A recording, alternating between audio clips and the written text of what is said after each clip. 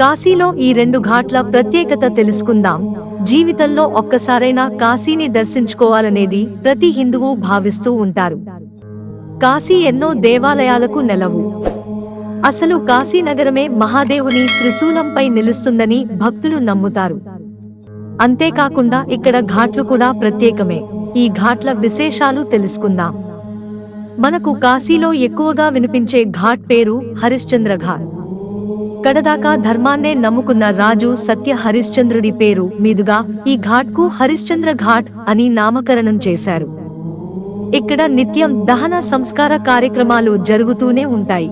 మరో ప్రఖ్యాతిగాంచిన ఘాట్ మణికర్ణిక ఘాట్. దీనిని ముక్తికి ద్వారంగా పేర్కొంటారు. ఇక్కడ కూడా మరణించిన వ్యక్తులకు దహన సంస్కారాలు నిర్వహిస్తారు. ఇక్కడ కానీ మరణించిన వ్యక్తులకు దహన సంస్కారాలు జరిగితే వారికి మరు జన్మ ఉండదని నమ్ముతారు. అంతేకాకుండా వీరు జన్మజన్మల కర్మల నుంచి విముక్తి పొందుతారట. ఇక్కడే పార్వతీదేవి చెవిపోగు పడిందని పురాణాలు చెప్తున్నాయి.